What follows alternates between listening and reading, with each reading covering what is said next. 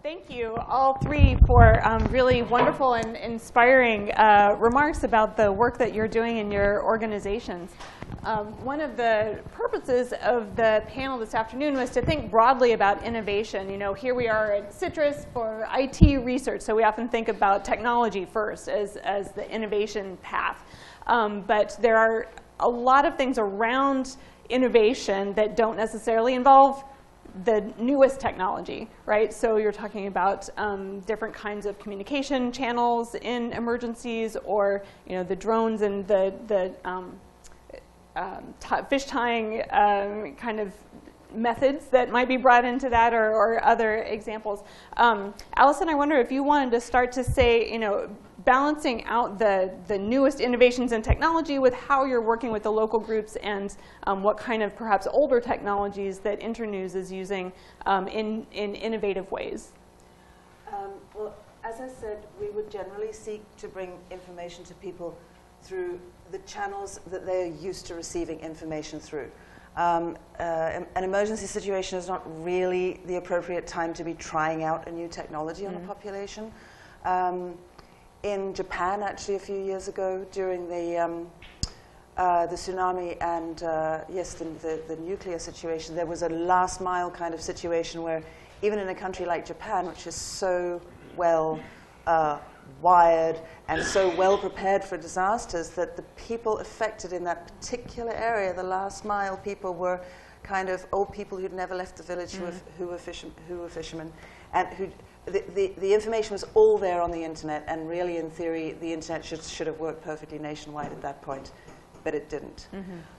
So that's just an illustration of how important it is to understand. Trust is really another thing, because I think in all situations, but particularly in emergencies when people are afraid and panicked, the information that they're most likely to trust is that coming from their friends and family, perhaps even more so than that coming from the government, or that coming from aid workers that they've never seen in their communities before. So understanding where that trusted information is likely to show up, or how you can get information to show up through their trusted networks, is really important. So for instance, in South Sudan, for instance, South Sudan had 0 community radio stations in 2004.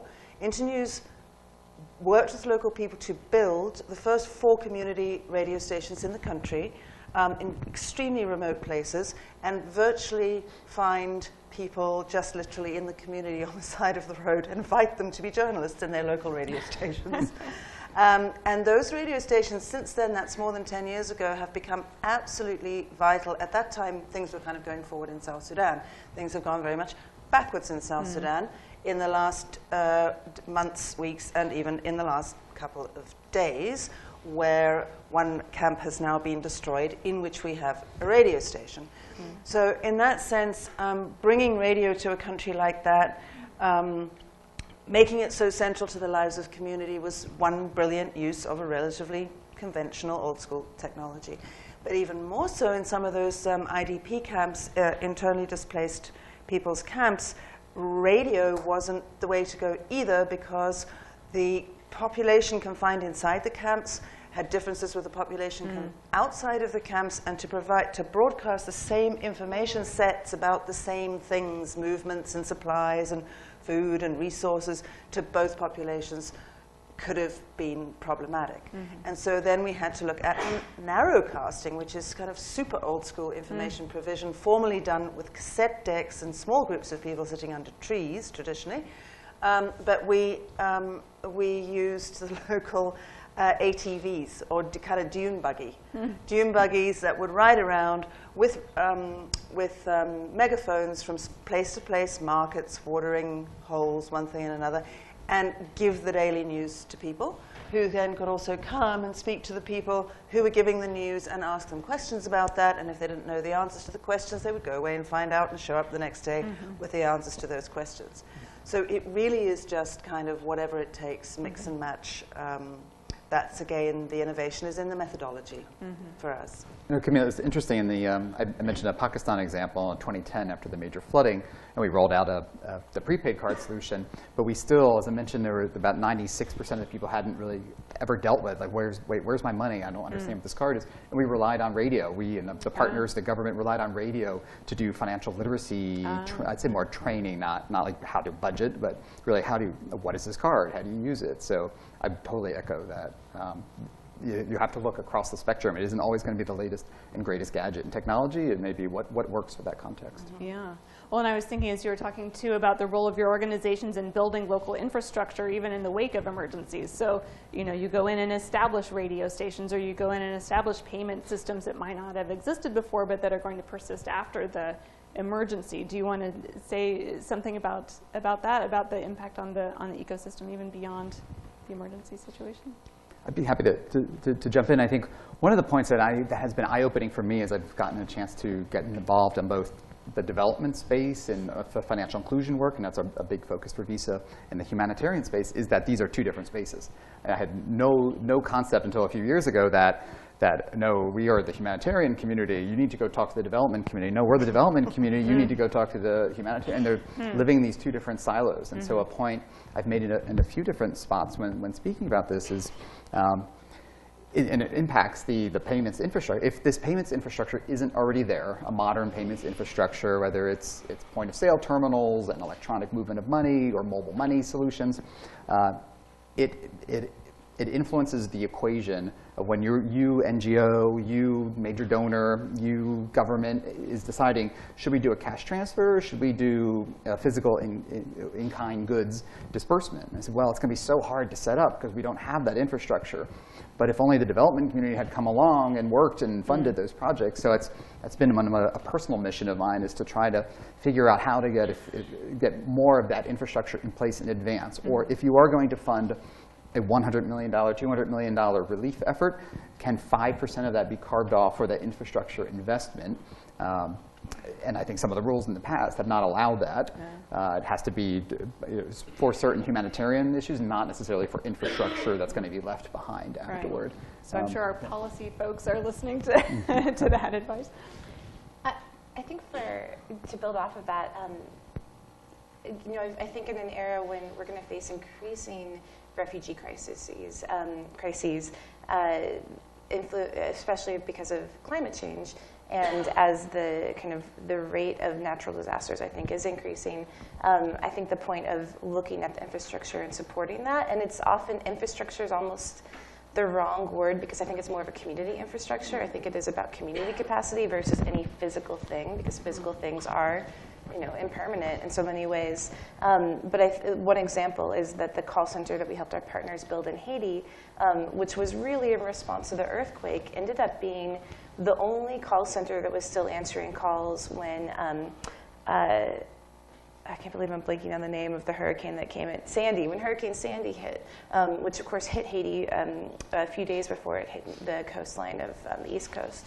And so our call center staffers, who were young women, primarily volunteers, they just happened to still be there answering phone calls of people who were calling saying, our roof is blowing off, we don't know what to do, and asking all these challenges. And so I think that as communities find solutions that work, like the radio station, such a great example, the radio stations go into place, and then they can serve a community over the long run. Yes, I had just something to add to that, which is that in the business between the relief to development continuum, as we used to call it, trying to do things suddenly in an emergency is always difficult. And so to the extent that the conversations between development people and relief people are still running on parallel and different tracks, it's really not helpful. I mean, the business of how to measure things, I think in Mozambique, the cyclone season, the fact that they set up advanced warning systems in villages, and they were able to measure them, and it was absolutely clear that in places where people had warning through the established radio station or warning system, that there was a positive impact. And it seems like a kind of a no-brainer. For us, we do media development on the one hand, which is the longer-term thing, and we do emergency response on the other.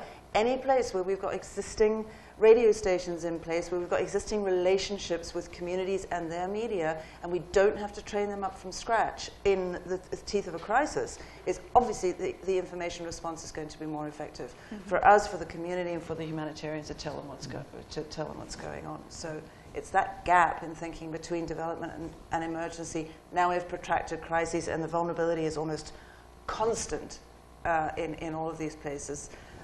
It really bears consideration by those who wish to fund us. You refer to it as the continuum. Sometimes it feels more like a chasm. It's supposed to be a continuum. Well, and those are decisions for the organization to make as well, right? Where are you going to deploy your resources in being prepared to respond to the next disaster, or to really do that kind of capacity building that's going to help more over the long run? What we've been talking about a little bit, and as represented on the panel, is also this coordination between NGOs and the for-profit sector. And I'm wondering if you had either a success story or advice or a wish list, if only, about working more productively and seamlessly together between those sectors, what that advice or recommendation might be. I would start with this forum and the whole consultative process that the UN has been engaged with thousands of organizations and people around the world heading toward the World Humanitarian Summit. It's been tremendous. It has been tremendous in the openness to the private sector than before. So it's not necessarily immediate response, but more in that preparedness and consultation. And really, I think there's a seat at the table. I personal view, I feel that there's a seat at the table now for private sector, and that's wonderful. I think there's what is often daunting, and I often talk about the UN is this very large and complicated organization. It's not the only part of the response community of the humanitarian system, but there are a lot of private sector interests, and whether it's here in, I guess, San Francisco and Silicon Valley, keep forgetting that San Francisco today so far, there is a lot of interest in being involved, but where is the front door? Where's the doorbell for the UN? If you show up in New York and you're like, all right, I want to, or Geneva, and it's like, how do you actually start in that process? I think that of just how can the private sector, what is the roadmap for a private sector company who wants to actually bring something to the table and engage? I think that is, but I think there's been tremendous progress made, and including as evidence today. Great, thank you. Other thoughts?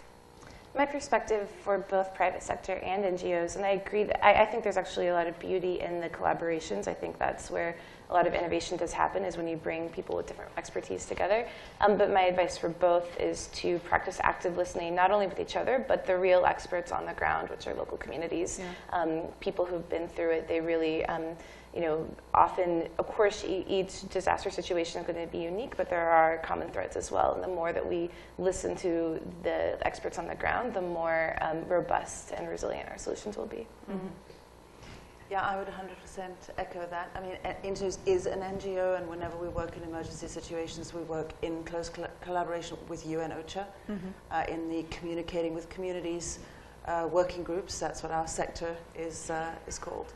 And obviously with many other NGOs, because a lot of listening to the community, which is what I was talking about up there, surfacing rumors and understanding what their information ecosystem is about, what are they hearing, what do they need. It takes shoe leather, actually. I mean, Internews isn't an organization with vast teams of people marching all over villages, but we very often hold hands, with instance, with UNICEF in the Ebola crisis, the U report. We did a rumor tracking initiative there that was in concert with information gatherers on the ground. Similarly in Nepal with the Red Cross. So where organizations have community workers out in villages, and we can use those communities workers as a listening tool to look at that information and then bring the essence of that information and wrap it into the local media dimension. That's where we need to be working very closely with agencies. Private sector we've done much less work with. I think some of the potential frustrations that I see have already been aired in the room about that we see some solutions, we would like some assistance. As far as we go there, we find our propositions heavily scrutinized in terms of what will it do for the companies that we're approaching, rather than what will it do for communities on the ground. And so that brings us back to Emily's point, which I would definitely endorse about listen to people who have worked in humanitarian and development spaces for a long time.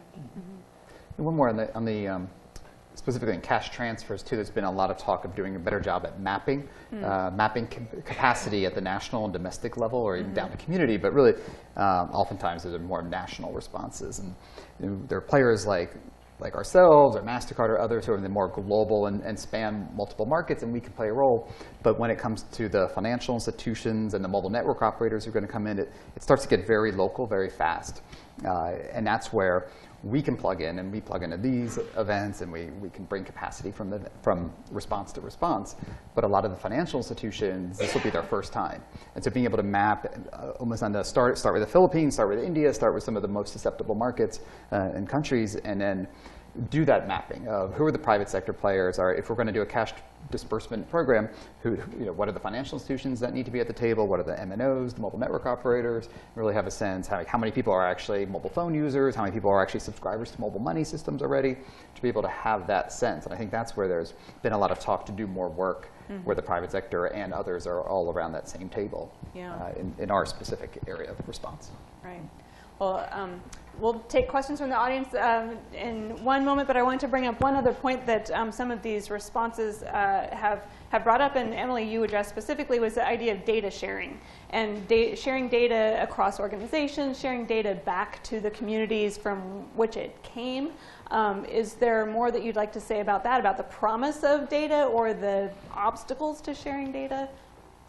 Yeah, I'll take a stand and say that in some ways data is a new extractive industry, and outsider groups can come in, extract a lot of data, and the local communities never see the benefit from that, but are often engaged in the labor that it takes to get it. And that can have a really harmful impact, particularly on trust. Why would a community trust an international NGO that's coming in that gathers information and doesn't bring that back?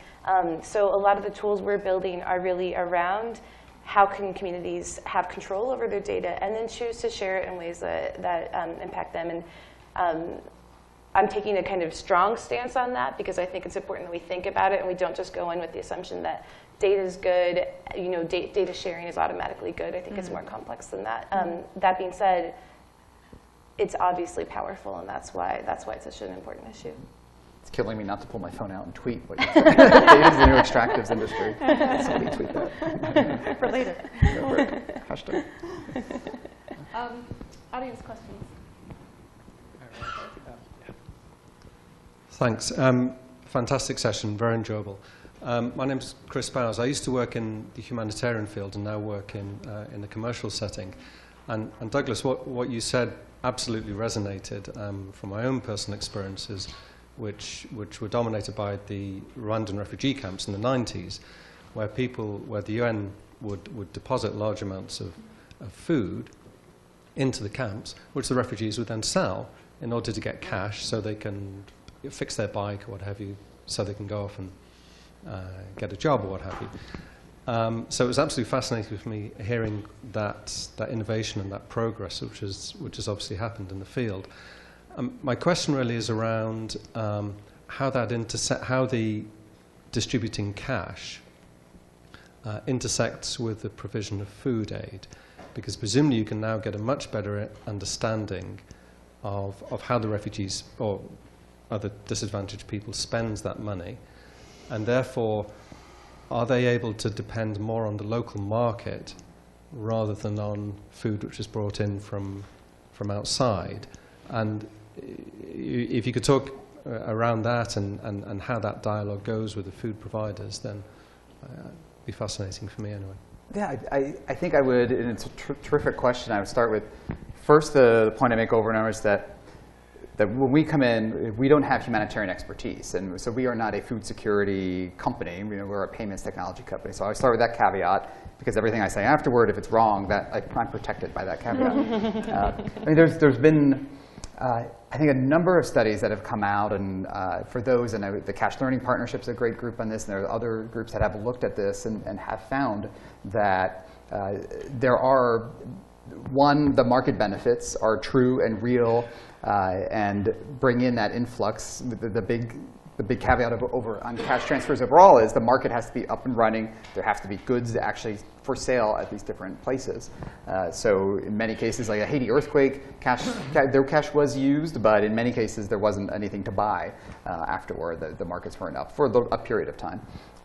But in this case, I think it's both cash has been proven to work and to actually help grow the local economy. You saw the Rwanda stat of the money coming in to help the businesses around it. The Pakistan model, we actually worked with merchants. I think we worked with at least 2,000 merchants around the camps that were set up in Pakistan in 2010 to make sure that they had point-of-sale terminals and people were coming in and buying goods from those merchants, and they were ecstatic that it was actually business being brought to them. And then there are others who have looked at more of the food security and diversity of diet. And, I'm way out of my league on that subject matter, but it's been looked at heavily. Oftentimes, when food is brought in from outside, it is not necessarily culturally appropriate or community appropriate, and so this allows for even family by family decisions of what is appropriate from a dietary perspective. So maybe. My name is Bernard Koch. I'm the head of the Innovation Accelerator World Food Program, actually. So maybe you should have said something earlier. No. Actually, just also to comment on your question about like scale and like food and so on. Like 6 years ago, the World Food Program, we only had 1% of our food assistance actually being delivered by cash-based transfer. I mean, this year we're already reaching 30% on a global scale, which is out of a $5.5 billion expenditure, is like 1.7 billion. Meaning that actually what we're seeing a lot is that when there is food available in the market, I mean, we as an organization take a conscious decision of saying, well, is it actually more efficient or more effective? And in where it is, we're choosing like actually taking a transfer modality choice of saying, okay, let's take cash by mobile phone transfer or taking cash by debit card, so they actually transfer it that way.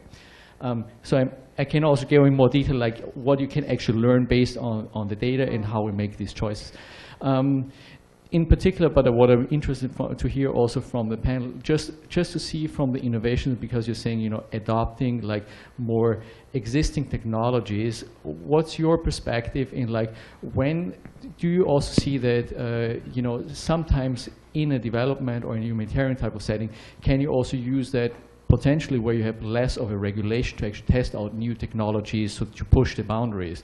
And I mean, just taking, for example, like drones, right? You will have lots of regulations for drone usage in like developed countries, whereas in some other like developing countries you may not have that. What's your perspective on that? I'll take the drones question. I mean, drones are complicated. Drones are very complicated. And to be a US citizen, drones are very complicated.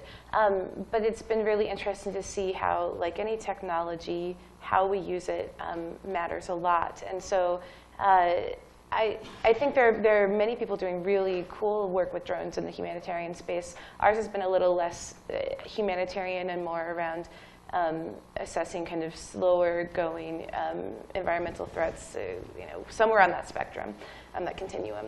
But I think there is truth to the fact that in situations where there's less regulations, you can test out new things, which is both good and bad. It means that really positive solutions can potentially emerge in that space, as well as, again, the potential to mess things up through carelessness and through arrogance and all sorts of things. And I can see the potential for both with drones. And so with drones, for example, I think for us it's very critical that we have buy-in at every level. We really are only using drones in communities that have asked us to use drones with them.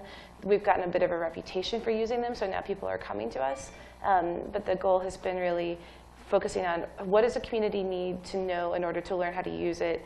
How can we make sure that it doesn't just support existing power imbalances by training the diversity of members in the community on how to use it and so on. So I think that, and to take a step back, I think another example that is now so obvious to us that we didn't talk about it that much, but mobile phones obviously have totally transformed the humanitarian space. I mean, as the comment about Syrian refugees before, the first thing people want is access to a mobile phone to communicate with their family members. I think that's another example where this is a common known example now, but the leapfrogging of mobile phones over landlines in developing countries is really common. So I think there's good and bad to all of it, and it's really about, let's go back to what something Allison said, it's about methodology and how we do it, and do we do it in a way that, again, is honoring local communities and really supporting human rights as we go about testing these new tools. If I could just say one quick thing about this example of mobile phones in the Mediterranean refugee crisis where we are responding right now. My understanding at the end of last summer, after watching these horrific scenes all summer long, was that this was a mobile-enabled population that was kind of powerfully navigating its way across Europe with Google Maps and mobile phones, and there were pictures on the front page of the New York Times of refugees sitting around with, charging their phones, and that all we would need to do for the response. I was thinking, well, maybe they don't even need us to be doing anything. Maybe we'll just provide a few power bars and off they go. And yet when we went down there, when we actually looked at what they were doing with mobile phones, and we looked at that vis-a-vis their need for information, these two things didn't correlate whatsoever. People were bailing off boats in Lesbos, taking a selfie, checking in with their family in Lebanon or Syria or wherever they were, and then turning around and saying, where am I? And they had no idea that Lesbos was an island. They had no idea that Greece wasn't actually the part of Europe that they wanted to be in. And they had no idea that they were going to need to walk across 3 or 4 more countries with all kinds of unexplained procedures and dangers in front of them. They thought maybe the United Nations was going to send them in a bus to Germany. Some of them had been told that by smugglers, that everything would be free when they landed, and that they had therefore, some of them had actually sold their last possessions, including sometimes their mobile phones, simply to get to that shore. So their relationship between having access to information technology and having access to information was completely different.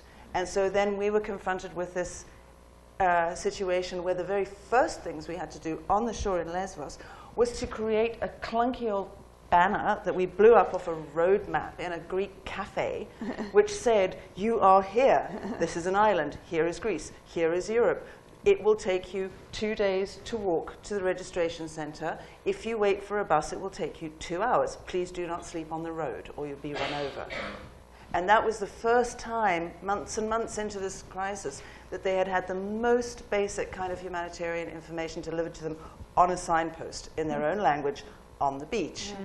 So, it doesn't always work the way that we think it does. So I think that's, again, about making assumptions about technologies, how they're applied, and what people actually need in these situations. I think I would flip, and I would flip the question for a second, too, on that there's also places where regulation exists for a business as usual environment, including developing markets, where a humanitarian context comes along and it's perhaps an opportunity to challenge that regulation. Does that exist? Or are there a set of use cases where maybe that regulation needs to not apply? I think of the cash transfer spot where we had a major international relief agency approached us and said, we want to do a pan-Latin America solution. We want to have a prepaid card that we have ready to go. The cards are printed up.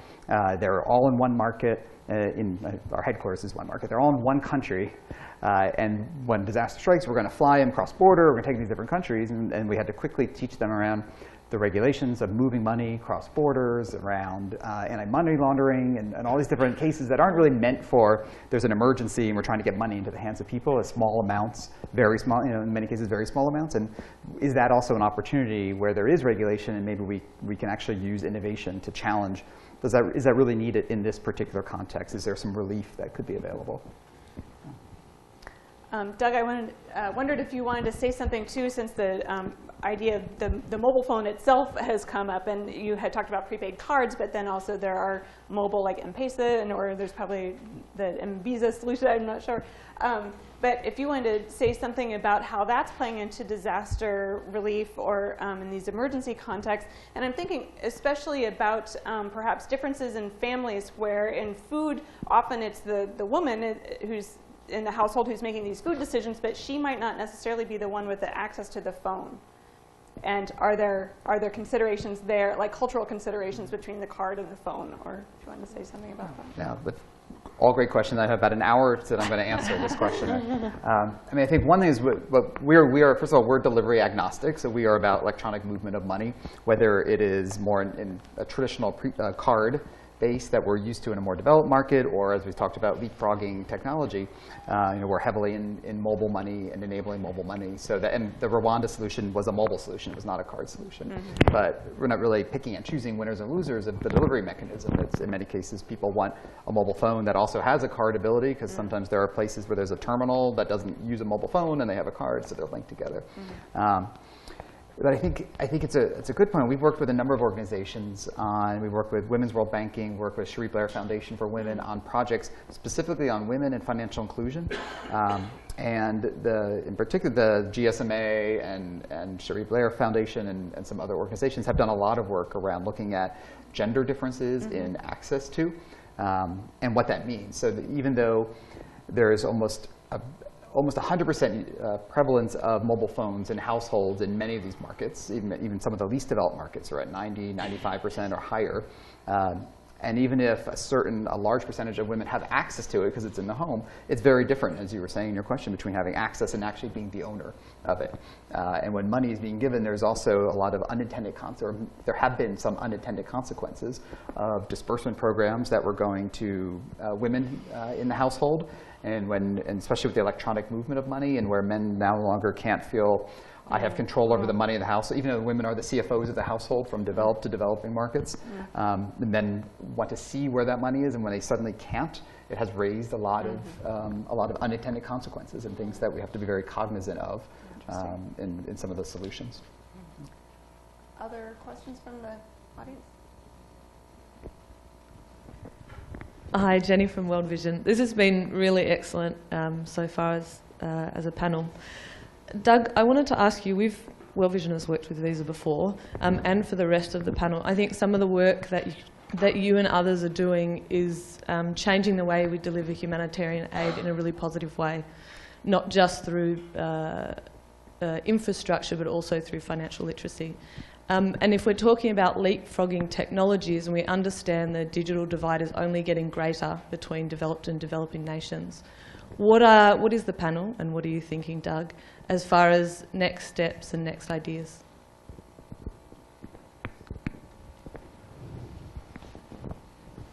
Panel? Your vision, the next. I'm sorry, could you repeat the last part of the question? I need some more clarity. So we know the digital divide is getting bigger. We know that banking systems and drone technology and ways we communicate are changing faster than they've ever changed before, and they're getting much better. They're connecting the developed world much better than before, which allows us to do different things. They're giving us in the developed world more opportunity than ever before. So while I take a lot of what you've said as it's important what the community wants, I think we also have a mandate as aid organisations or as CSR to lower that gap and ensure that opportunities are provided to everyone to decrease the digital divide. So I'm asking, although it's a very difficult question, what are you guys thinking for the future? What are you doing? What are you having conversations about?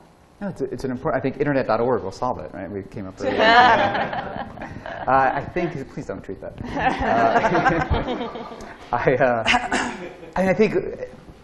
I think it's an important question. I'm not sure the answers are up here, or the answers are probably more in the audience than they are even up here, myself particularly.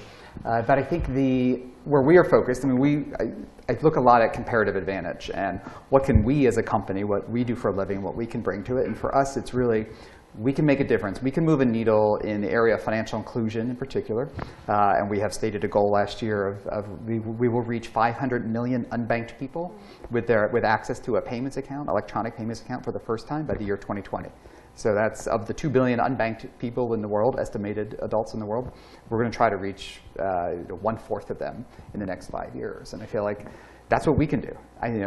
Can I bring internet access to everybody around with broadband and everything? Like, that's not what we do, but I think that's where comparative advantage is. And if everybody can be working on their thing, and I don't mean also here comes US-based multinational that's going to come in and go around the world and solve everything. I think that the community-based approach, the domestic solutions are going to be just critical. I think that the private sector is bringing like a lot of the infrastructure, a lot of the tools.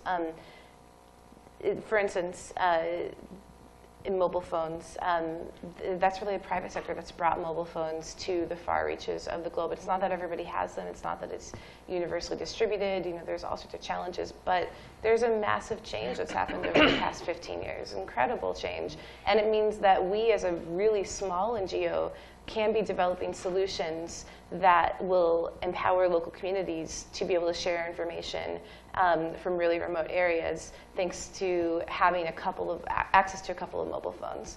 And I think that's really critical. So there are, I think, multiple levels in which I think this question, I think internet infrastructure is a really important question. There are some NGOs that are working on that. There are companies that are working on that. Some of it's like regulatory questions and so on. To answer the question very specifically, what we're doing around that is identifying where we can have the most impact, which is, again, by trying to develop some tools that we believe the private sector won't exactly meet, which are tools for marginalized communities that don't have the ability to pay for those things, so really trying to meet the needs that private sector won't. But there are many needs where private sector will meet them, and I think they are the best served to create some of the large-scale things, such as mobile phones, and then NGOs and other groups can come in and can innovate off of that.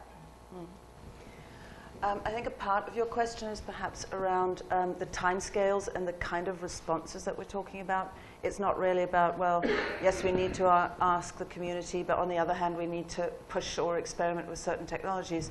There are certain times when you can do certain things. It goes back to that, when are you in the absolute teeth of a crisis that you can only do X, Y, and Z, and then recovery is its own time, and then development. So we've kind of talked a little bit about that already, and I think that that's really important to see how much of narrowing that digital divide can happen, preferably outside of the real kind of crisis points, which aren't really the best time to necessarily do that sort of thing.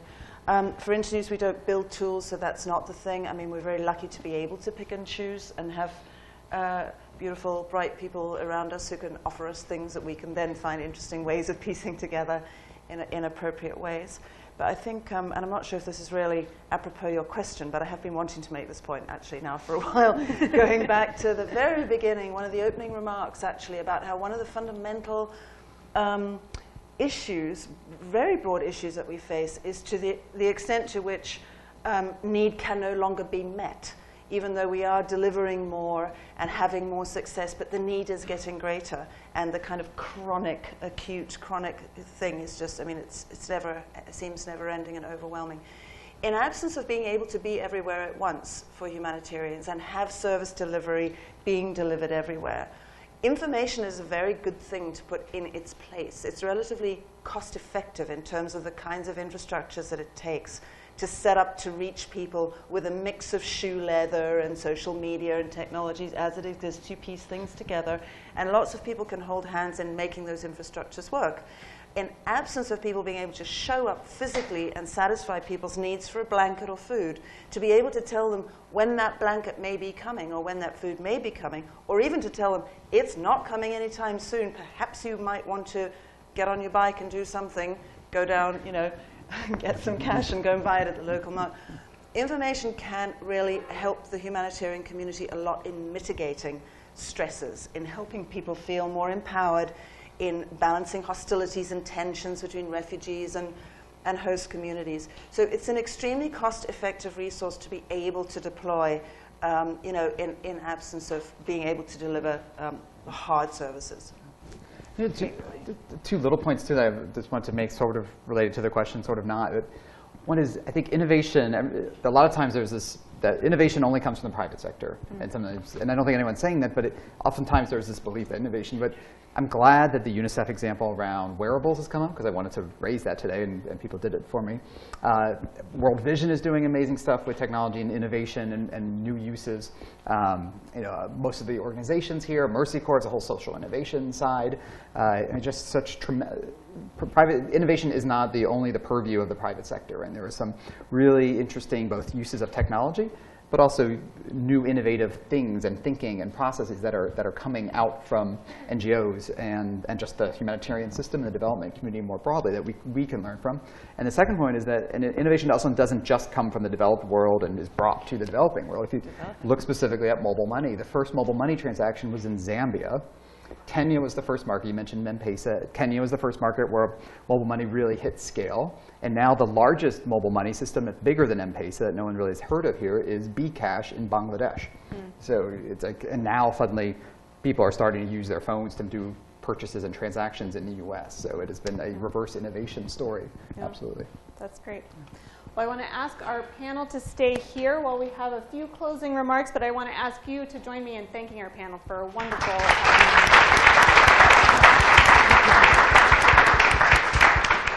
Thank you so much. This was another great discussion. And before closing, I should apologize. I know I said there was coffee, and there wasn't coffee, so sorry.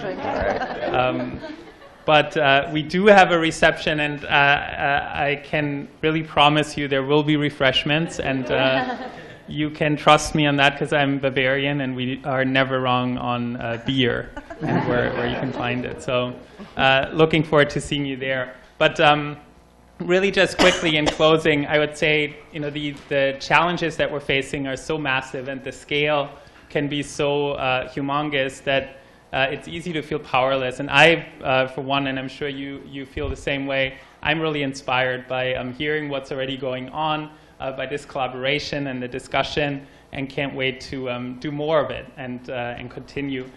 Before we close, just a few thank yous, and I'll recognize a few of the people who really made this all happen. First and foremost, Brandy Noneke, if you can stand up, thank you so much. And Brandy really kind of was our fearless leader in pretty much everything, including this beautiful design. So if you need to hire a designer, go for it. But don't poach her from Citrus. No, and others at Citrus as well, Lori and Khosrow and Camille and Anisha, all being wonderful hosts here. I think we can't wait to come back. My colleagues at the CRB, Kate and Saren and Dara and Laura, who helped bring everyone here as well. Chloe from Article 1, Andrew, Sarah, and Gavin from UN OCHA. Andrew, where are you? Right there. Thank you. And thank you again for USAID for their funding for the event. So with that, I want to thank all of our panelists one more time, and thank you all for a great discussion and for coming today. And please do continue the conversation. So the beer and all the other refreshments is out around the corner. Basically, make a U-turn, and we'll be open, I think, until about 6 o'clock today, and hope to see you all there. Thank you so much.